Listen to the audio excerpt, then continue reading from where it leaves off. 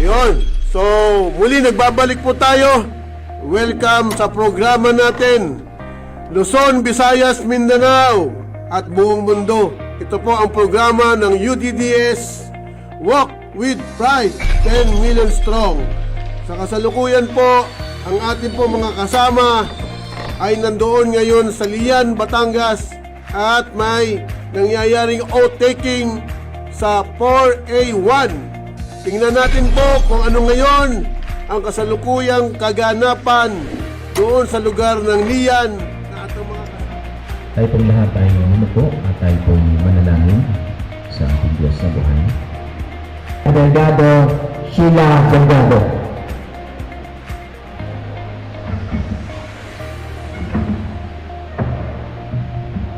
Magandang gabi po sa inyong lahat.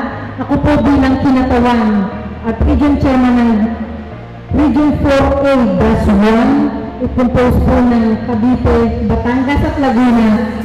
Welcome ko po kayong lahat sa pamilya ng UDDS 10 Million Strong.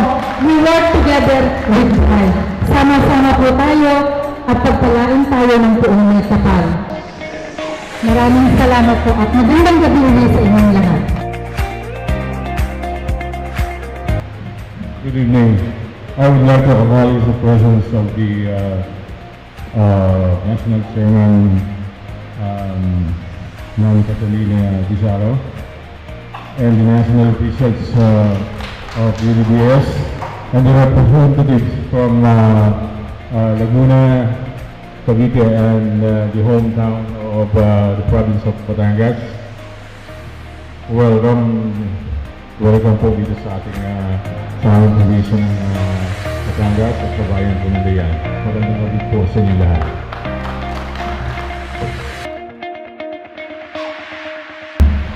Okay, so mga kasama, meron kasi kanina, lahat tayo ay nandito kanina, pero kasi ito yung mga opisyal, mga opisyal na nandito, iba ang treatment natin sa mga opisyal at iba naman ang treatment natin sa mga members natin. Ang mga opisyal, ang paniniwala natin sa mga opisyal, kasi tayo yung mga leaders, no? And it's different ang takbo ng isip ng isang leader at iba naman ang takbo ng isip ng isang member. Tama ba yan mga kasama? Yes. Okay, so now, sa expansion natin, paano natin hinahandle ang issue ng UDDS? Ano ba talaga United Defenders for Democracy and Sovereignty? Bigyan natin mas malalim. Simple lang maiksi para maintindihan natin. Tayo, pag tayo nag-expansion, paano ba natin ipapaliwanag ang United Defenders for Democracy and Sovereignty? Yung chairman natin ng committee membership, si kasamang Efren, we have to protect the interest of the Filipino people, the industry of the Filipinos. Kailangan nating tangkilikin ang ating sarili. So hindi na mahirap na ikon yan. These are very simple things upang maipaliwanag natin sa ating mga kababayan. Tapos, yung advocacies natin. Ano nga ba yung advocacies? Yung sinasabi natin palagi, ano yung mission natin? Meron ba kayong kopya ng mga constitution natin? As officers, dapat ay meron kayong copy ng ating constitution. Kung wala, magandang gabi po. Ayun, ingay lang pa ako. Siyempre po, ang objective po natin dito para maparami tayo. Pero meron mga parameters lang tayo. Ang kailangan unang-una, pag nag-member, kailangan 18 years old and above. Ang number 2 po natin is kailangan hindi ka member ng isa pang organisasyon na sumasalungat sa adhikain ng UDDS.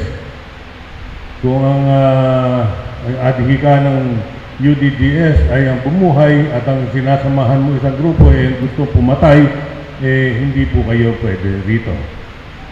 At pangatlo po, kailangan po na nakapag-seminar kayo, nakapag-fill up na kayo ng form at na-review ang application ninyo at na-approve. At ang pangatlo, hindi kayo member ng terrorist organization. Sa ating lahat. Wala na yata akong boses mula pa kanina umaga hanggang sa ating digital media ng buong mundo ay nagsasalita po tayo. pero pipilitin ko pong ma-explain ng maigi sa inyo dahil kayo po ay leader ng UDDS. Alam niyo po, ang ating pong nagiging problema ng mga leaders ay kung yung mga members natin pupunta sa atin at humingi ng tulong. Hindi po ba yan ang ating predicament sa buhay? Alam ko po yan. Kasi po ay naging mayor din ako sa Ilocos Norte. Yung constituents natin pumupunta sa atin pag may namatay at pag may na-hospital. Yun yung common di ba? Pag namatay ka, namatay yung constituents mo, yung member mo, ang takbuhan si leader. Pag yan ay nagkasakit at na-hospital, ang takbuhan si mayor, si leader, si vice mayor, at lahat po nung kung sinong governor dyan.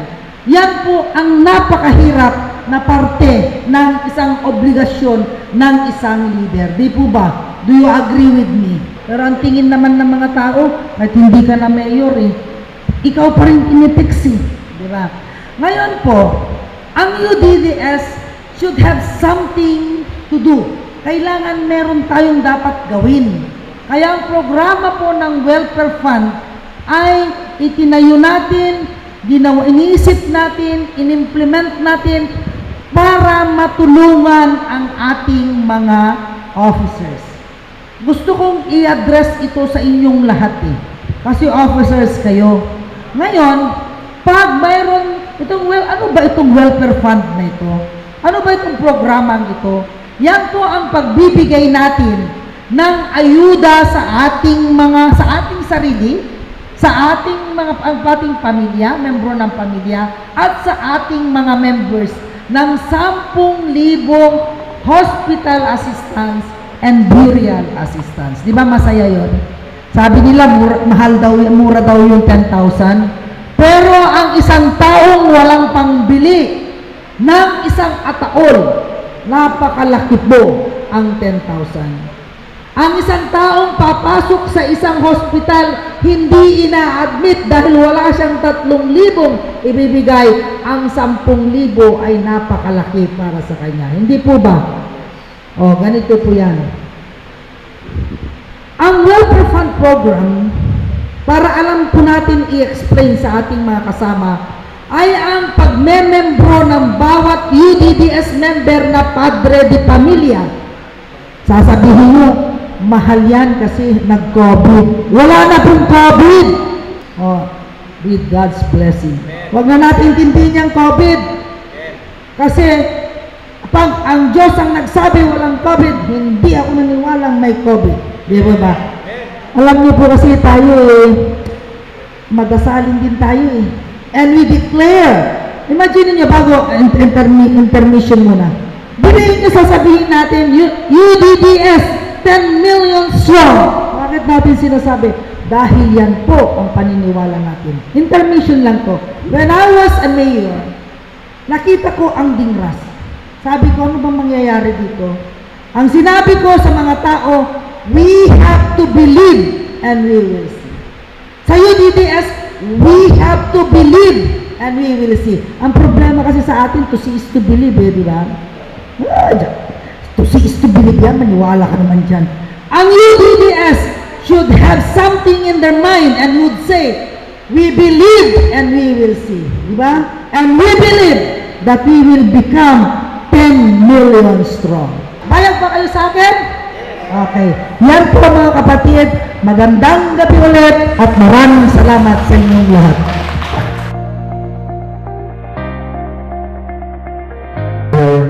Kenneth Ragasa, Auditor, Vice Mayor Regina Bote, at ang PRO po ay si Mr. Benji Makasaet at si Ma'am Marisa Romero. Yan po ang bumubuo ng Laguna Chapter. Magandang hapon po sa inyo. Naipakilala sa inyo ang aming bagong provincial chairman ng Region 4A Dasto, Ms. Elna Boho po. Sa ating lahat. Ako si ng lugar ng Batangas Region 4A1. na hinirang sa katungkulan bilang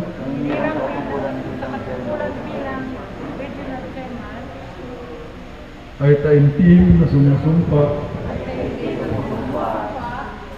na tutuparin ko ang buong husay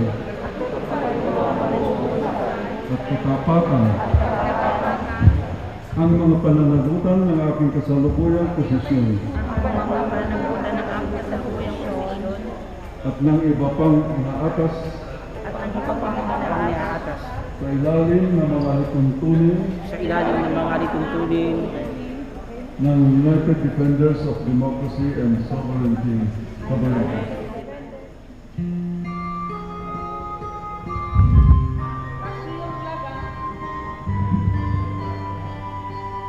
Sabay niyo po ako.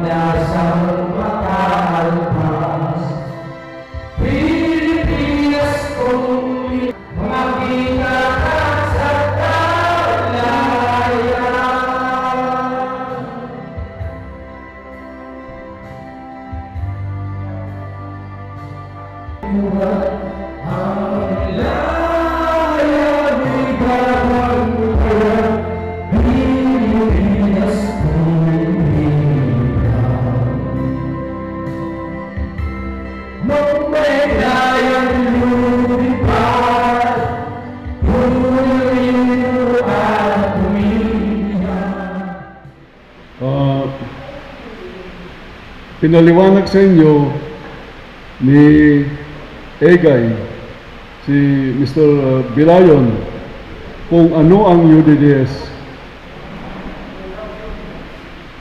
Si Ginoong Efren Reyes naman, pinaliwanag sa inyo kung paano sumapi sa UDDS. At tapos, yung last, yung benefits, at saka yung mga welfare program ng UDDS ay pinaliwanag ni Mayora Marinette Gamboa. Ngayon, sa pagtingin ko,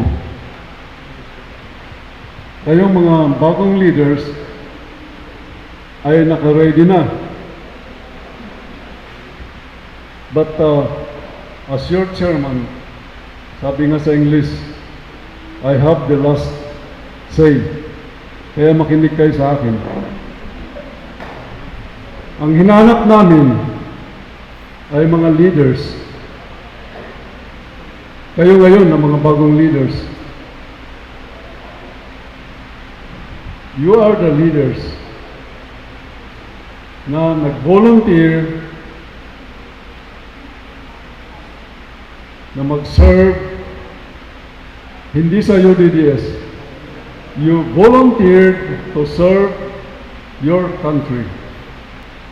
We are against criminality, against drugs, against poverty, against subversion, at saka we are very much against corruption.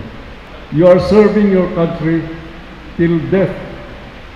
That's the reason why we call it We Walk with Pride. Yan lang ang aking paalala sa inyo. Good night. And thank you everybody. Ako yung nai-inspire talaga. So, pinakamahirap na message, yung magbibigay ka ng isang inspirational speech or inspirational message. Kasi baliktad eh. Hindi ako yung karapat-dapat na magbigay ng inspirasyon para sa inyo, kundi ako po mismo ang nai-inspire sa kasipagan ninyo, sa kagalingan ninyong mga leaders. Talagang you are considered a leader of your own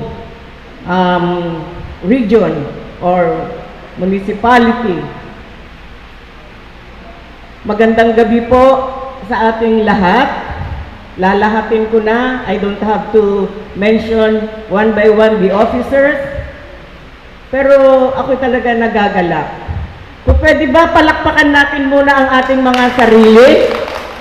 Pero bago ang lahat, gusto ko lang po talaga, hindi ko mapigilan na bigyan pansin ang ating masisipag na mga opisyales. Lalong-lalo na po ang membership committee. Kung makikita ninyo, hindi ko kayang tumbasan. Sasabihin ko na sa inyo, hindi ko kayang tumbasan ang ating napakasipag. Wala nang ibang iniisip. Talagang buhay na buhay siya para sa UDDS. Ang ating Vice President Marinette Gamboa na siya rin napakahirap pantayan. Napansin niyo po ba? Pero higit sa lahat, binabati ko rin si Madam Chairman ng Region 4A na siya lahat ang gumalaw dito sa activity natin ngayong maghapon hanggang bukas. Imagine that. No, talagang unbeatable din itong si Madam Sheila eh. At butihing may bahay ni Miss Sheila Delgado. Ano pa ang sasabihin natin? Napakaganda. Yung 10 million strong na ating target, Madam Vice President. Ano ang time frame natin dyan sa 10 million na yan? Imagine that. No organization has ever done that. Totoo yung sinabi niya, na pag ikaw nangarap, believe it, paniwalaan mo na natanggap mo na at yan ay magkatotoo. Napakaganda po yung paliwanag ng ating Vice Presidente tungkol po sa membership. Sa welfare fund, ang laking pakinabang. Ang region ko po, sa totoo lang, kami yung top-notcher ng benefits of the welfare fund. Nakaapat na beneficiaries na po kami kailan lang at hindi naman po namin ipinapanalangin na ibigay po yung 10,000, tatlo po ang namatay, no? Chairman? Ayun, diyan yung chairman namin ng San Fernando, La Union at puro La Union po yung nagkaroon ng mortality na nakatanggap ng 10,000. Ay inspirado na mag-promote, sumali bilang kapamilya ng United Defenders for Democracy and Sovereignty. Again, magandang gabi sa ating lahat.